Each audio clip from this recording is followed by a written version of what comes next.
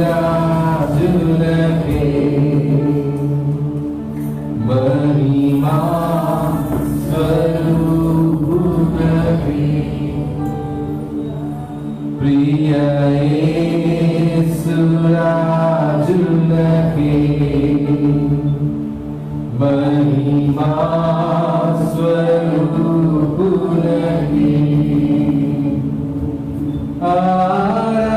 ఆరాధనా ఆరాధనా ఆరాధనా ఆరాధనా ఆరాధనా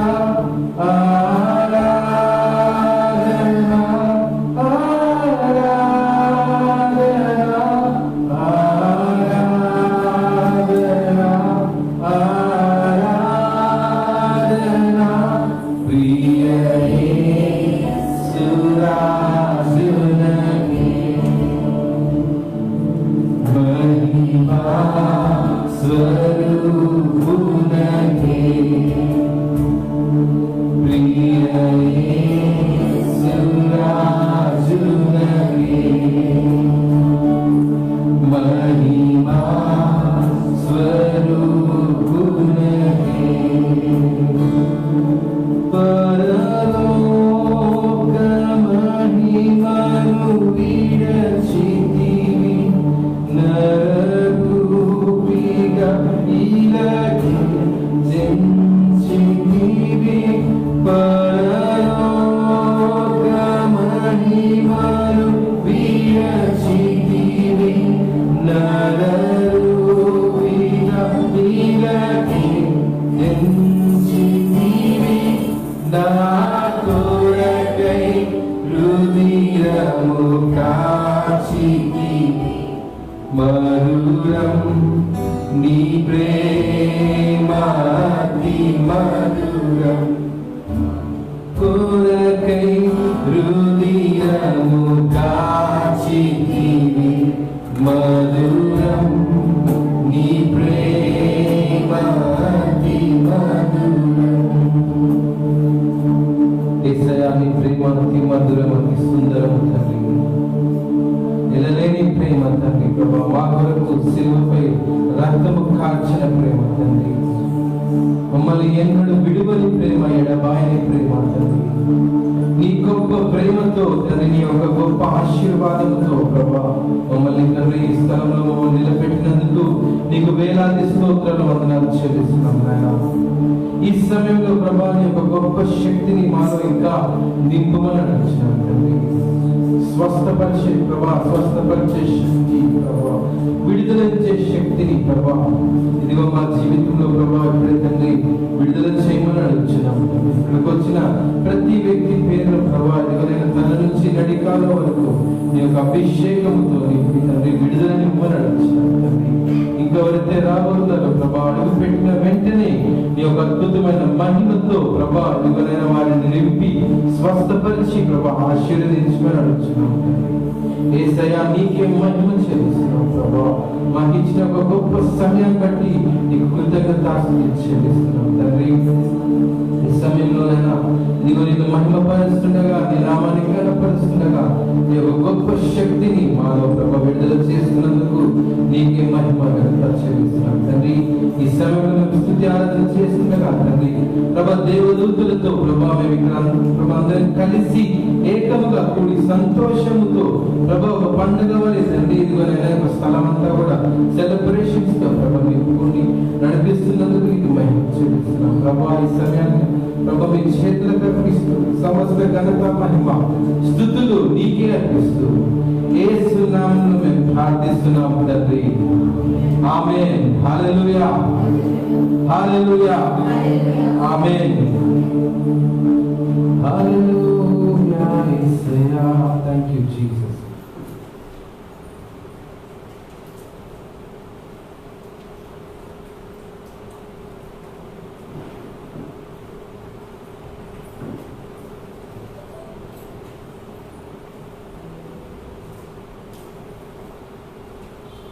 హల్లెలూయా అంటే మేము కూడా అయిపోయింది అనుకుంటా వచ్చి కూర్చోవాలా అయిపోయిందా వర్షిప్ ఓకే, మరి మేము కూడా వచ్చేస్తున్నాం, కూర్చుంటున్నాం. రూపాయలు వెళ్ళిపోదాం కదా. అందరు లేచినప్పటి దయచేసి ఒక్క ఆదివారం 1 గంట, 1 అరగంట, పావు గంట దేవుడికి ఇచ్చే సమయాన్ని మనందరం కూడా ఏకంతో అందరం కలిసి స్తుతి ఆరాధన చేద్దాము. నాకు తెలుసు మీ పరిస్థితులు ఎలా ఉన్నాయో అన్న, మీకేం తెలుసు, ఇక్కడికి వచ్చి మీరు మాట్లాడుతున్నారు, కానీ నేను రాత్రి అంతా ఎంత సఫర్ అయ్యానో నాకు తెలుసు అని చెప్పి మీరు చెప్పచ్చు మాటలన్నీ. కానీ ఒకటి జ్ఞాపకం చేస్తున్నా, నిన్ను చూసే దేవుడు నన్ను కూడా చూస్తున్నాడు. అంటే నాకు కూడా ఎన్నో ఉన్నాయి, నాకు కూడా నా దేవుడికి అప్పచెప్పి ఇక్కడ ప్రశాంతంగా సంతోషంగా ఉన్నా.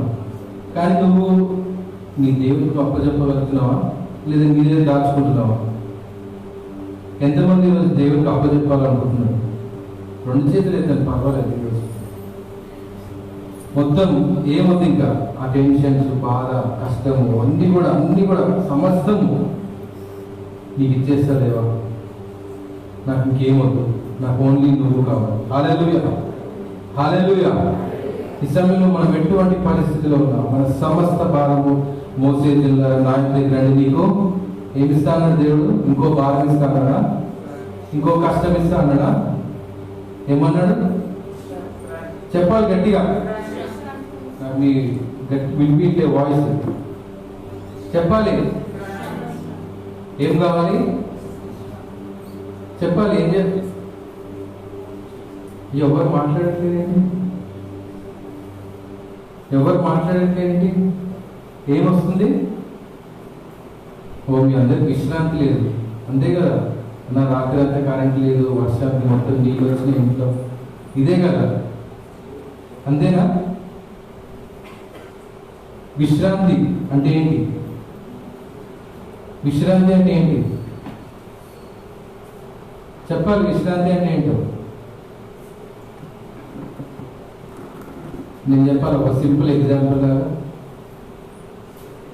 పిల్లలందరూ సెటిల్ అయిపోయిన తర్వాత తల్లిదండ్రులు వాలంటీర్ రిటైర్మెంట్ తీసుకొని అమెరికాకి వెళ్ళి పని పాట లేకుండా సైలెంట్గా మనవరాలతో ఆడుకుంటూ, అది లైఫ్ అండ్ మొత్తం అంతా వాళ్ళ కోసమే అని వెళ్ళిపోతారు చూస్తావా, అది విశ్రాంతి.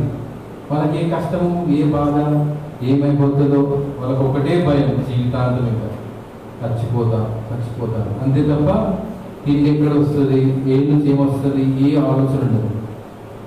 హల్లెలూయా, హల్లెలూయా. ఇప్పుడు వాళ్ళు ఎంత విశ్రాంతిగా ఉంటారు, అక్కడ ఎంత ప్రశాంతంగా ఉంటారు, పిల్లల్ని చూసుకుంటూ. వాళ్ళ ఇన్ని రోజులు కష్టపడిందంతా కూడా అన్నీ మర్చిపోయి అన్నింటినీ వదిలేసుకొని గమ్మున వెళ్తారు. అలాంటి విశ్రాంతి మన జీవితంలో కావాలంటే అది అప్పుడు వస్తుంది. ఆ విశ్రాంతి కాదు, మనకి ఇప్పుడు ఈ క్షణము, ఈ మూమెంట్ కూడా మనకు విశ్రాంతి రాబోతుంది. హల్లెలూయా, హల్లెలూయా. లోకరీతిగా ఆలోచిస్తే విశ్రాంతి అంటే అలాగా అంత అయిపోయిన తర్వాత. కానీ దేవుని సన్నిధిలో సమస్త భారము మోసే జిల్లారా నా యొద్దకి రండి. ఎంతమంది భారం వస్తున్నారు ఇక్కడ? 2 చేతులు ఎత్తి చెప్పండి. భారం లేనన్న వాళ్ళు చప్పట్లు కొట్టండి. నా దగ్గర భారమే లేదు. Very good brother.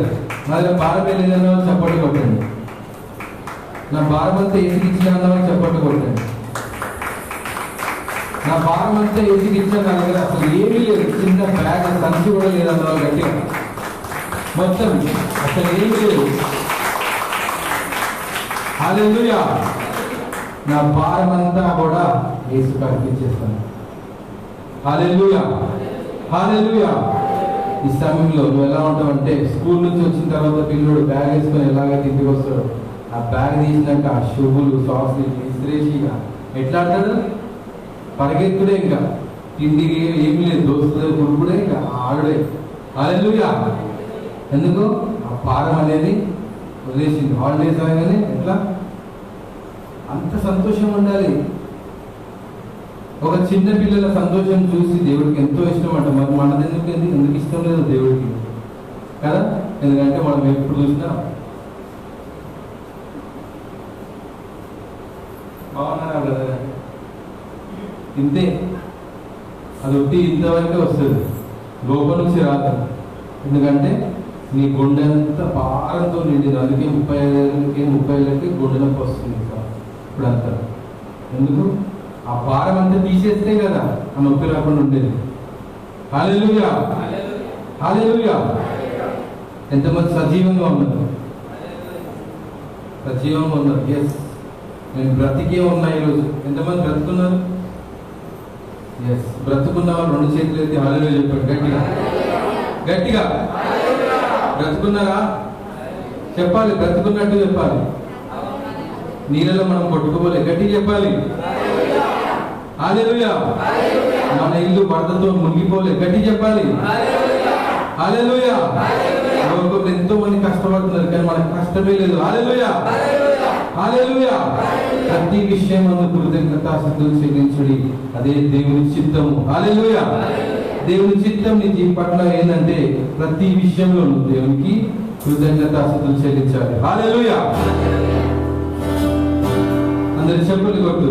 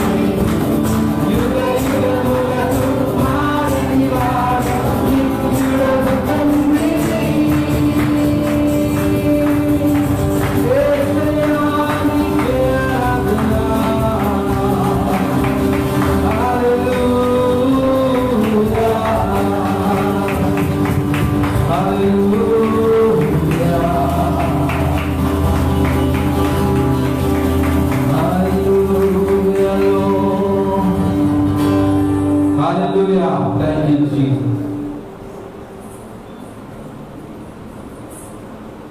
హల్లెలూయా. ఈరోజు మనం కొత్త హిందీ పాట నేర్చుకోబోతున్నాము.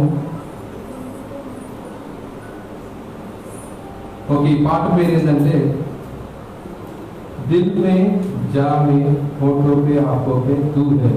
అంటే దిల్ అంటే చెప్పండి, దిల్ అంటే చదువురాను కూడా తెలుసు దిల్ అంటే ఏంటో చెప్పాలి. దిల్ అంటే అంత మంచిది, అంత కఠినమైనది, అంత అన్ని ఉన్నాయి దాంట్లో. దిల్లో చాలా ఉంటాయి. హల్లెలూయా. దిల్ అంటే ఎక్కడ? ఒకసారి వాళ్ళు మామూలు యాక్షన్ చేస్తే చూడండి. దిల్ మే అంటే దిల్ అంటే హృదయం. దిల్ మే జామే అంటే జాన్ అంటే జాన్ అంటే ఓ మేరీ జాన్ అంటే ఓ నా ప్రాణమా అంతే. ఓ మేరీ జాన్ అంటే ప్రాణం. సో దిల్ మే జాన్ మే, జాన్ మే అంటే ప్రాణంలో కూడా హృదయంలో కూడా. హోఠో పే అంటే పెదాలపై. ఆంఖో మే అంటే కళ్ళలో. అంటే హృదయంలో, ప్రాణంలో, పెదాల్లో, ఇంకా కళ్ళలో, అన్నిట్లో కూడా యేసే. లోకంలో ఉన్న వ్యక్తులు కాదు. హల్లెలూయా. హల్లెలూయా. ఇవి ఇవి ఇవి ఇవి కరెక్ట్గా ఉన్నాయంటే మన లైఫ్ కరెక్ట్ ఉంటుంది. హల్లెలూయా. హల్లెలూయా. ఒకసారి మా వాళ్ళు చేస్తారు యాక్షన్.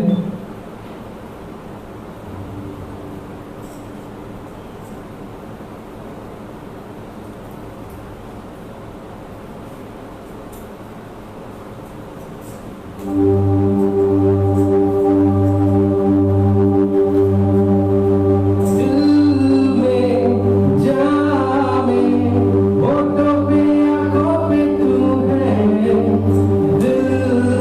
में जामे